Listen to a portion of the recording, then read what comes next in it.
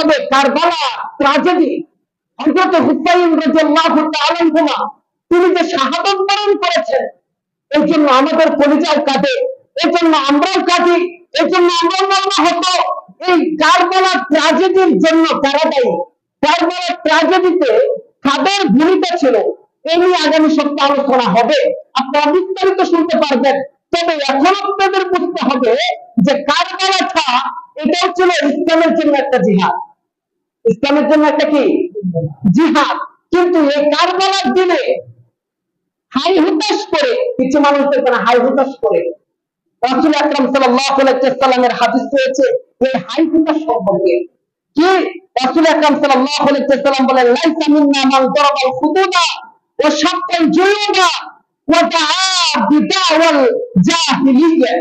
যে ব্যক্তি সুখে দুঃখে চেহারায় বেকার আঘাত করবে, হাই হুতাশ করবে, হ্যাঁ, তারা আমি নবীর উম্মতের অন্তর্ভুক্ত নয়। যারা সুখে দুঃখে জামা ছিঁড়ে ফেলবে, ছেড়ে ফেলবে এবং চেহারার মধ্যে আঘাত করবে এবং বেশি বেশি হাই হুতাশ করবে, তারা নবীর উম্মতের অন্তর্ভুক্ত নয়। এখন আসুন, যারা এই 10 মুহররম হাই হুতাশ হাই ভাষা করে কি করে না, তারা কি হাই হুতাশ করতেছে না? করতেছে। তো তারা রাসূলের অন্তর্ভুক্ত কখনোই হতে পারে না। এটার মানে এই নয় যে হুসাইন রাদিয়াল্লাহু তাআলা আনহু শাহাদাত বরণে তাদের ভিতরে কষ্ট না। শিয়া একটা সম্প্রদায় রয়েছে, নাম শুনছেন না? শিয়া সম্প্রদায়। এই শিয়া সম্প্রদায়ের পূর্বপুরুষদের আক্রমণে, এই শিয়া সম্প্রদায়ের পূর্বপুরুষদের গাদ্দারিতে, এই শিয়া সম্প্রদায়ের পূর্বপুরুষদের মিথ্যাচারে হুসাইন রাদিয়াল্লাহু তাআলা আনহুর শাহাদাতের সূচনা হয়েছে। হুসাইন রাদিয়াল্লাহু তাআলা আনহুকে নির্মম পরিস্থিতির সম্মুখীন হতে হয়েছে।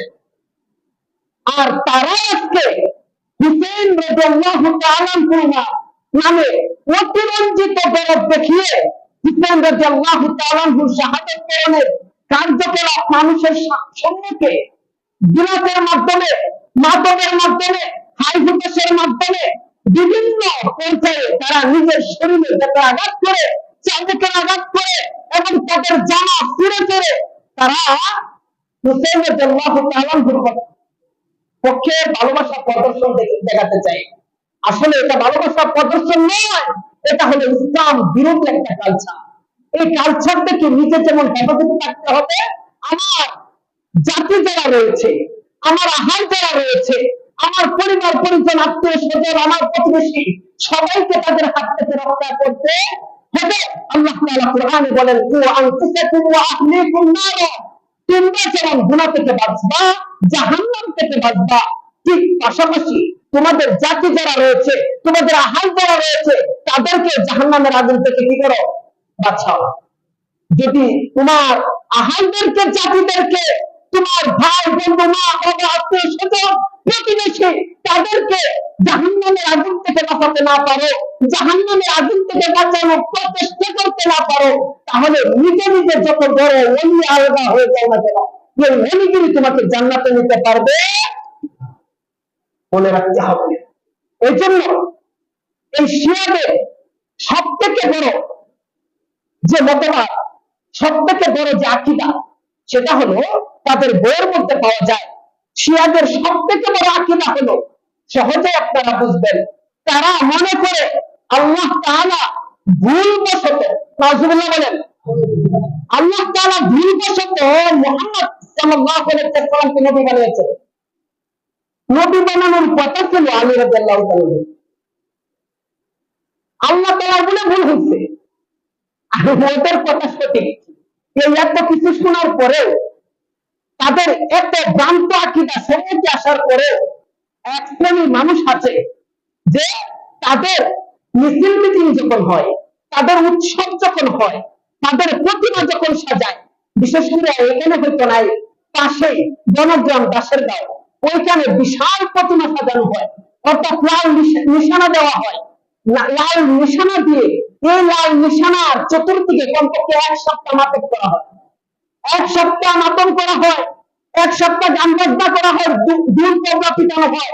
আর 1 সপ্তাহ পরে এই আশুরার 10 তারিখে এই প্রতিমাকে হিন্দুরা যেমন তাদের পূজার সময় তাদের মূর্তিকে ফেলে দেয় পানির মধ্যে, আর জেলার সময় তারা কান্নাকাটি শুরু করে, এই কিছু শিয়া সম্প্রদায়ের গোষ্ঠী রয়েছে, তারা এরকম প্রতিমা সাজায় লাল কাপড় দিয়া বেষ্টন দিয়া এই প্রতিমাকে 10 তারিখে যাওয়া ভিন্ন একটা জায়গায় স্থানান্তর করে ফেলে রাখা আসা হয়।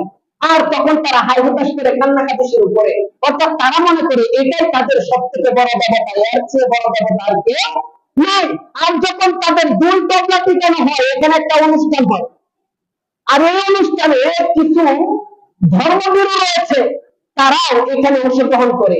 তারা মনে করে যে না, আমরা তো আর দুর্গা বাজাচ্ছি না, আমরা তো আর তাদের সাথে মাতম করছি না, তাদের সাথে শীত পালন করছি না, আমরা এখানে যাই কিছু কেনাকাটা করে চলে আসি। যে না, বিধর্মীয় কোনো অনুষ্ঠানে মুসলমান কখনো অংশগ্রহণ করতে পারে না। মনে রাখবা, যদি তাদের কোনো অনুষ্ঠানে আমরা অংশগ্রহণ করি, তাহলে এটাই প্রমাণ হয় যে তাদেরকে আমরা সাপোর্ট করি। আর তাদেরকে সাপোর্ট করে আমরা কখনো জান্নাতে যেতে পারবো না। যদি আমাদের জান্নাতে যেতে হয়, সঠিক ইসলামটাকে সাপোর্ট করতে হবে। আল্লাহ রাসূল যে ধর্ম আমাদের জন্য রেখে গিয়েছেন, ধর্মের যে নিয়ম নীতি নিয়ম কানুন রেখে গিয়েছেন, সেটাকে আমাদের অনুকরণ করতে হবে। আর সেই মোতাবেক যদি আমাদের চলতে হয়, তাহলে কোরআন ও হাদিস এবং সাহাবাকে নিজের প্র্যাকটিক্যাল নমুনা হিসাবে আমাদের আগ্রহ করতে হবে।